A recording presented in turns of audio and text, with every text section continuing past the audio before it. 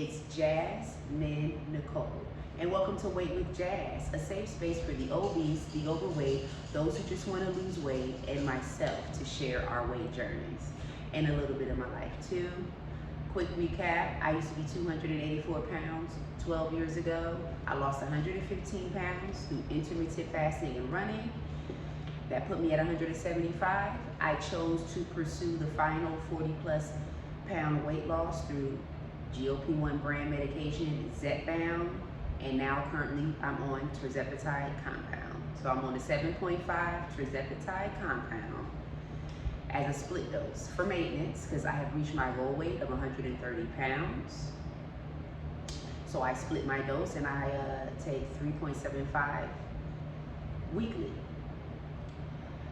So let's get into some non-scale victories. Like, among all the hoopla on pounds down, tracking calories, macros, through food logging, tracking your weight, through scale obsession, you know, which is the whole thing, watching numbers go up, numbers go down, numbers remain the same. But many people are so focused on the weight aspect of it, seeing the actual numbers decrease, and then some people, you know, lose sight of the non-scale victories, you know, the changes in the size of your arms and legs and waist as far as inches are concerned. You being able to fit into that outfit or those pants or jeans that you just really couldn't push past your butt, you know, or you just couldn't get it buttoned. You got it up, but you couldn't get it buttoned, and now you can button up. Those are non-scale victories. The scale may not reflect that you can button those jeans, okay, but your body reflects it, okay? So it is definitely a non-scale victory. Let's get into another one. One that definitely directly resonates with me, chafing. This is, you know, when skin abrases skin, rubs against itself or rubs against clothing, but for the most part, in the world of obesity, chafing has to do with your thighs rubbing, okay? That's what my understanding is and my interpretation from my own experience, okay?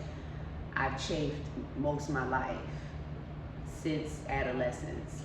At 13 years old, you know, having large thighs that constantly rub, the color between the thighs starts to change. It becomes darker because there's no oxygen really flowing.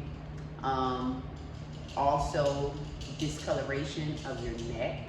I used to have I would say black neck or a darker neck under here, which really bothered me. It had to do with the sun hitting here, and I don't know how that works, but all I know is because you know, face is a little larger, so it probably wasn't enough room for air to pass through, whatever, and the combination of sweat, sun, and all of that, you know, developed darkened skin, discolored skin underneath my neck. It's no longer there now, but that was something that I used to deal with. And that went away, you know, as I started losing weight initially on my 115 pound journey loss, okay? So that was a non-scale victory. Just little things like that.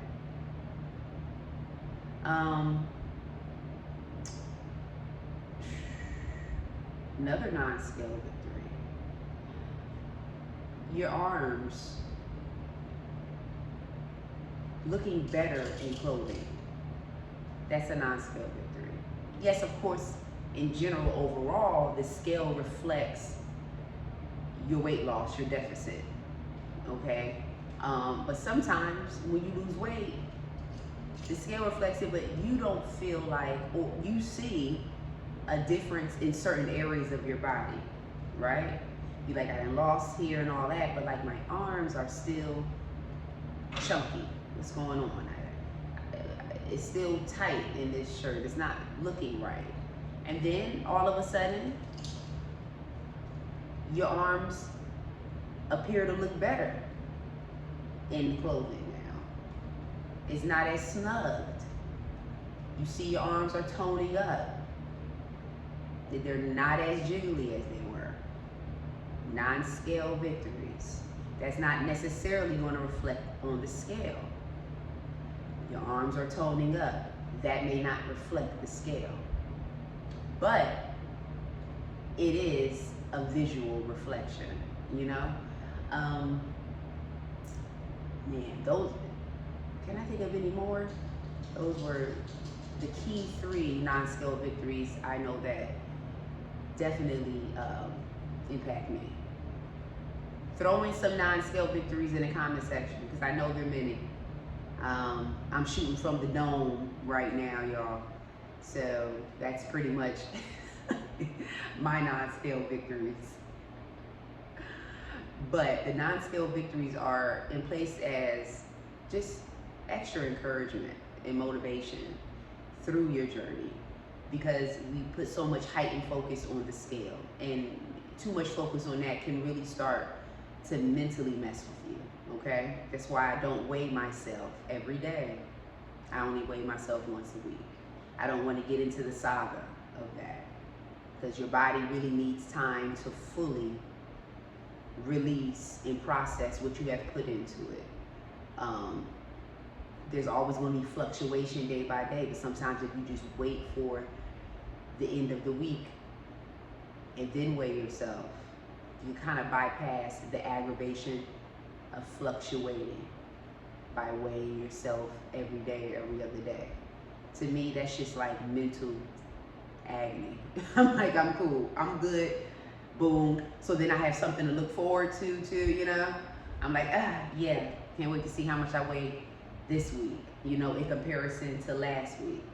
Rather than having a headache like, oh gosh, I was 1 pound down yesterday, I will be 1 pound up today. What's wrong? What happened? And it just could be water retention from sodium, or water retention from direct water, or water retention from carbs that haven't fully processed through the system. Maybe you have not defecated, you haven't fully urinated. So, you know, it's just all the factors. That's where I'm like, you know what, don't get caught in the saga. You know, do what's best for you, that works for you. Some people really just need to weigh themselves every day, whatever mentally works for you, but pay attention to the non-scale victories, to overshadow, you know, overshadow the excessive weight scale assessing, because non-scale victories matter, y'all. They matter just as scale victories. I'm gonna get at y'all the next video. Be real.